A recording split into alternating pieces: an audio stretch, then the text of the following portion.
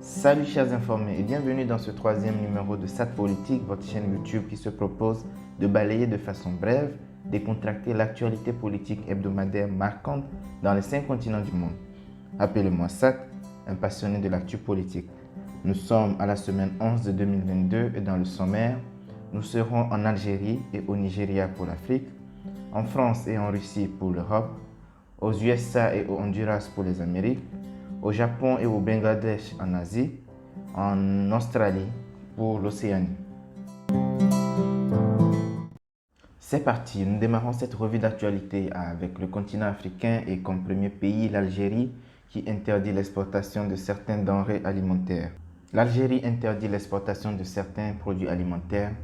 À la suite d'un conseil des ministres, le président Abdelmadjid Tebboune a ordonné l'interdiction de l'exportation de tous les produits de consommation que l'Algérie importe, visant le sucre, l'huile, les pâtes, la semoule et autres dérivés du blé. Le chef de l'État a également mandaté le ministre de la Justice de préparer un projet de loi criminalisant l'exportation de ces produits. Dans un communiqué de la présidence, il explique qu'il estime d'un acte de sabotage de l'économie nationale. Lors de la tenue du Conseil des ministres, il a également demandé au gouvernement de continuer d'interdire l'importation de viande congelée afin de promouvoir la consommation locale. Enfin, le président souhaite encourager les agriculteurs qui alimentent le stock stratégique de blé avec diverses incitations, notamment sous forme de prêts, d'engrais et autres avantages. Depuis plusieurs mois, certains de ces produits de consommation sont soumis à de fortes hausses de prix et pénuries à répétition. Ces annonces de la présidence interviennent à quelques semaines du Ramadan qui devrait commencer début avril. La seconde actualité africaine est marquée par les excuses du président nigérien Buhari d'un blackout sans précédent. Le Nigeria est confronté à une grave crise énergétique. Il n'y a plus d'électricité dans le pays depuis le lundi 14 mars 2022. Les autorités évoquent une trop faible production. Plus de 80% du réseau national nigérien est alimenté grâce au gaz naturel, une ressource dont les prix ont fortement augmenté depuis la crise ukrainienne. Au moins une douzaine de centrales électriques n'ont pas fonctionné ou n'ont produit une quantité limitée du courant. Depuis 2014 et la privatisation du système énergétique nigérien, le pays fait régulièrement face à des pénuries de gaz pour les centrales électriques, car il est plus rentable pour les producteurs de gaz de l'exporter. Certains observateurs évoquent aussi des actes de vandalisme sur des centrales à l'intérieur du pays. Dans une lettre publiée dans les médias nigérians, le président Muhammadu Buhari présente ses excuses à ses concitoyens et promet de résoudre la crise dans les prochains jours. Si 40% de la population n'a déjà pas accès à l'électricité, le reste du pays fonctionne désormais avec des générateurs alimentés en pétrole. Nous partons maintenant en Europe où l'actualité politique a été tout aussi riche. Commençons par la France pour résumer le programme du candidat Emmanuel Macron pour les présidentielles 2022. À 24 jours de la présidentielle, Emmanuel Macron dévoile les principales lignes de son programme. Le président candidat toujours pris par la guerre en Ukraine a pris le temps lors d'une conférence de presse au Dock de Paris d'évoquer les thèmes centraux de sa campagne.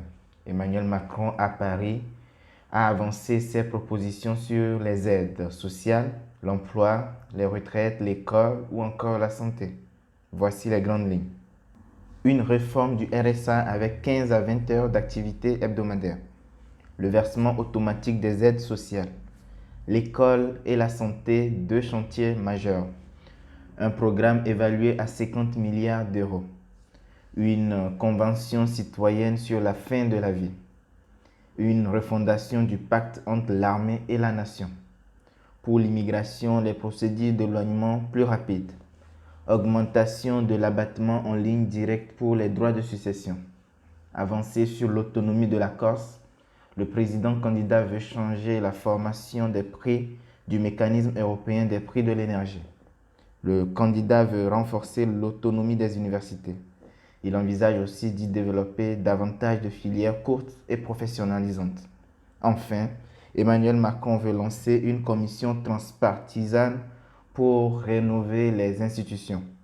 Il veut garder un exécutif fort, mais un parlement avec des missions de contrôle renforcées. Nous poursuivons toujours en Europe avec la Russie. Le parquet réclame 13 ans de prison pour Alexei Navalny. Ennemi juré du Kremlin et victime de la répression exacerbée des voix critiques du président Vladimir Poutine à l'œuvre en Russie, le militant anticorruption de 45 ans est jugé depuis mi-février dans l'enceinte même de sa colonie pénitentiaire à 100 km à l'est de Moscou pour des accusations d'escroquerie et d'offense à un magistrat qu'il juge fictive. Décollons pour l'Amérique et plus précisément aux États-Unis. Après le Texas, l'Idaho adopte à son tour une loi restreignant fortement l'avortement. Le Texas fait des émules, 6 mois après l'entrée en vigueur d'une loi limitant l'avortement et permettant aux Texans de dénoncer les personnes ayant pratiqué ou même seulement facilité l'interruption volontaire de grossesse au-delà des 6 semaines désormais autorisées. L'Idaho lui emboîte le pain. Cet État de l'Ouest américain dominé par le Parti républicain a adopté un texte inspiré du précédent Texan. Partons au Honduras. La justice prononce l'extradition aux États-Unis de l'ex-président Hernandez pour trafic de drogue. L'extradition de l'ancien président hondurien Juan Orlando Hernández de 2014 à 2022 vers les États-Unis où il doit être jugé pour trafic de drogue a reçu mercredi 16 mars le feu vert de la Cour suprême de justice du Honduras qui a annoncé sur Twitter: le juge d'extradition de première instance décide d'accepter la demande d'extradition présentée par le tribunal du district sud de New York concernant l'ex-président de la République Juan Orlando Hernández Alvarado. C'est un jour triste pour notre famille. Je répète au monde entier et au Honduras que mon époux est innocent. Il est victime d'une conspiration et d'une vengeance de narcotrafiquants qui ont été extradés par lui et qui, pour négocier leur peine, accusent maintenant Juan Orlando, a déclaré Ana Garcia, la femme de l'ancien chef d'État, en reprenant les arguments de celui-ci. Dans la suite de cette revue d'actu politique, allons en Asie et au Japon. Un violent séisme a frappé la région de Fukushima. Le gouvernement du Premier ministre Fumio Kishida reste en alerte, redoutant des répliques dans les jours à venir. Le séisme est survenu à 100 km au sud de la centrale de Fukushima, à 60 km de profondeur sous l'océan Pacifique, où, il y a 11 ans, une secousse beaucoup plus violente, suivie des vagues géantes, faisait plus de 18 500 morts et disparus, et détruisait en partie la centrale nucléaire de Fukushima. Le tremblement de terre du 11 mars 2011 avait été accompagné de nombreuses répliques. 2 d'entre elles avaient atteint en 2012 et en 2016 une magnitude égale à celle qui a frappé la nuit dernière le nord-est du Japon. Partons au Bangladesh, qui va interdire la mise en cause de la moralité des victimes de viol. Datant du 19e siècle, la loi sur la preuve, vestige de l'ère coloniale britannique, est régulièrement utilisée selon les experts afin de discréditer les témoignages des victimes de viol lors de contre-interrogatoires dans les tribunaux et les enquêtes de police. Ce questionnement visant à prouver le caractère immoral des victimes de viol dans les affaires pénales va bientôt disparaître, a annoncé le ministre de la Justice, Anisul Huq. C'est un nouveau pas vers l'émancipation des femmes, a-t-il déclaré. Nina Goswami, membre de l'Organisation de défense des droits, salue un accomplissement remarquable. La fin de cette pratique était réclamée depuis plus de 10 ans par les ONG. Nous achevons cette revue en atterrissant en Océanie, plus précisément en Australie. La justice australienne donne raison à la ministre de l'Environnement face à des adolescents. Pour Susan Lee, la ministre australienne de l'Environnement, protéger les enfants contre les effets du changement climatique ne fait pas partie de son travail. Et la Cour d'appel lui a donné raison lundi en annulant le jugement rendu il y a 1 an. 8 adolescents avaient attaqué en justice la ministre de l'Environnement pour l'empêcher d'autoriser l'agrandissement d'une mine de charbon en Nouvelle-Galles du Sud. L'agrandissement avait été autorisé, mais la justice avait signifié que le ministre de l'Environnement devait prendre en compte la sécurité des enfants face au réchauffement climatique dans ses décisions.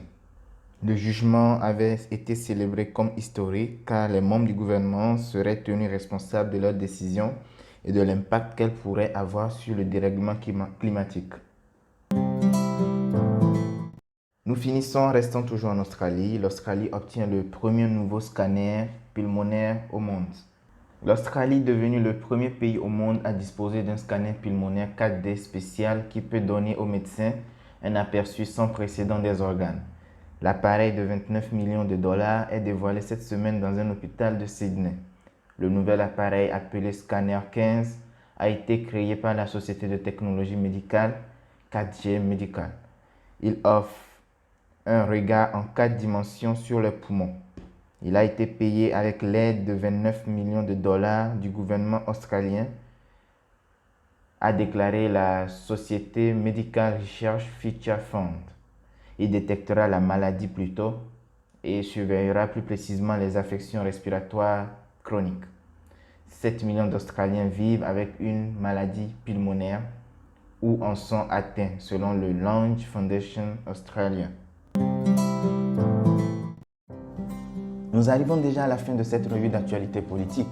Si ce format vous a plu, n'hésitez pas à me donner de la force en vous abonnant à la chaîne, en likant, en commentant cette actualité et en cliquant sur la cloche de notification pour ne manquer aucune publication sur cette chaîne.